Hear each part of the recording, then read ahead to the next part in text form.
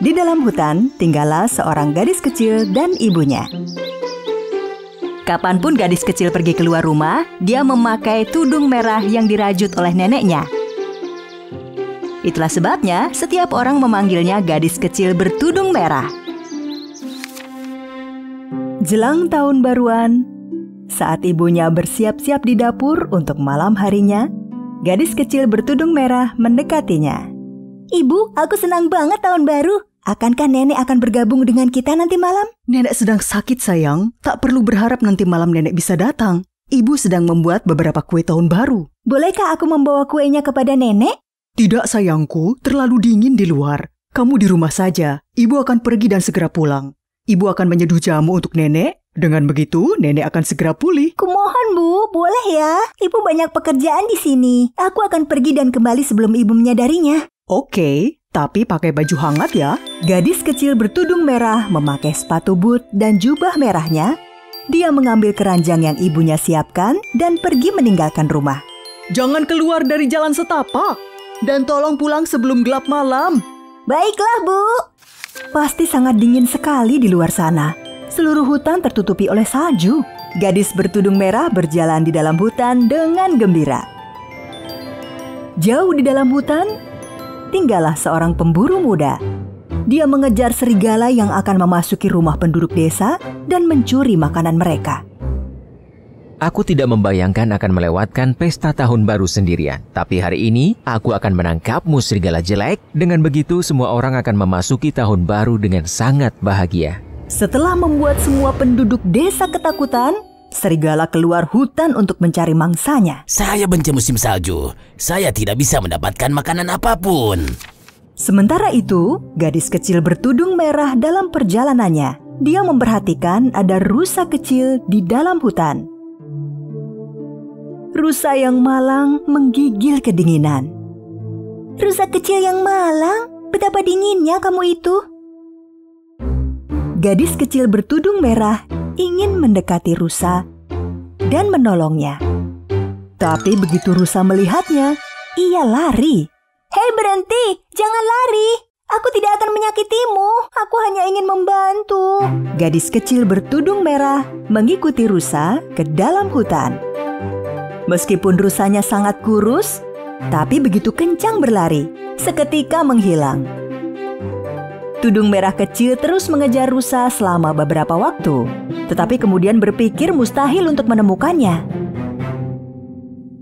Dia mencari-cari dan menyadari sekarang ia telah jauh dari hutan. Dia berada di tempat yang belum pernah dia kunjungi sebelumnya. Salju yang tebal membuat ia mustahil mengetahui di mana ia berada. Dia berpikir jika dia mengikuti jejak kakinya, dia bisa menemukan jalannya. Dia mengikuti jalur, tetapi pada waktunya salju menutupi jejaknya. Tepat pada saat itu, gadis kecil bertudung merah merasa tidak berdaya dan mulai menangis. "Apa yang akan kulakukan sekarang? Halo? Tolong! Tolong! Ada yang bisa dengar aku? Halo?" Seseorang mendengarkan suaranya dengan jelas, tapi bukan siapapun kecuali si serigala jahat. "Halo? Adakah seseorang di sana?" Si serigala pergi menuju suara yang didengarnya dan segera melihat gadis kecil bertudung merah. Tanpa menakut-nakuti dia, serigala mendekati dia. Melihat serigala di depan matanya, dia sangat ketakutan dan mulai berteriak. "Tolong! Ada serigala! Seseorang tolong!" Psst, jangan teriak, jangan teriak. Saya tidak akan menyakitimu. Saya mendengar panggilanmu dan saya datang menolong. Gadis kecil bertudung merah merasa serigala tidak mencelakainya, jadi dia berhenti berteriak. Sekarang katakan, gadis seperti apa yang berada di hutan sendirian? "Aku sedang membawa kue untuk menjenguk nenek yang sedang sakit, tapi aku tersesat." "Oh, tidak ada manusia yang pernah tinggal di sini. Dan di manakah nenekmu itu tinggal?" Gadis kecil bertudung merah tidak ingin memberitahu di mana neneknya tinggal karena dia masih meragukan si serigala. Aku tidak bisa menemukan rumah nenek dari sini. Jika kamu bisa mengantarkan ke jalan setapak hutan, aku bisa menemukan arahnya. Baiklah, kalau begitu, ayo ikuti saya. Pada akhirnya, serigala itu berjalan dan gadis kecil bertudung merah mengikutinya menuju hutan. Tapi serigala jahat punya rencana besar yang menunggunya. Begitu tiba di jalan setapak, gadis kecil ini akan menunjukkan kepadaku di mana neneknya tinggal. Dengan begitu, saya bisa memakannya pertama kali. Lalu saya bisa lanjut memakan neneknya. Sekarang itulah yang saya sebut pesta tahun baru. Setelah berjalan singkat, si serigala dan gadis kecil bertudung merah menemukan jalan setapaknya. Ya, kita sudah sampai. Sekarang, apakah kamu ingat rumah nenekmu? Apa yang diinginkan gadis kecil bertudung merah adalah pergi menjauh dari serigala seketika itu juga dan mempercepat jalannya ke rumah neneknya. Terima kasih, saya bisa dari sini. Bagaimanapun tidak terlalu jauh. Itu adalah rumah merah di ujung hutan ini. Seketika itu, gadis kecil bertudung merah mengetahui bahwa ia telah berbuat salah. Tapi kini sudah terlambat. Sungguh? Si serigala membuka mulutnya lebar-lebar ke gadis bertudung merah. Tetapi tepat pada saat itu, mendengar suara senapan, serigala berlari panik. Gadis kecil bertudung merah merasa lega dan dengan cepat bergegas ke rumah neneknya. Sementara sang pemburu masih mengejar serigala. Dia melihat samar-samar jejak kaki di salju.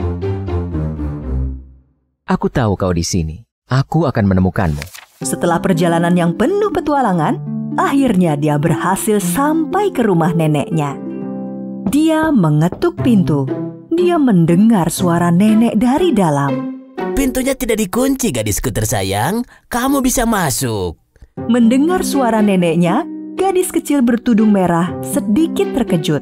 Suaranya tidak terdengar seperti suara nenek. Begitu suaranya pasti sebab nenek sedang sakit. Gadis kecil bertudung merah membuka pintu dan masuk.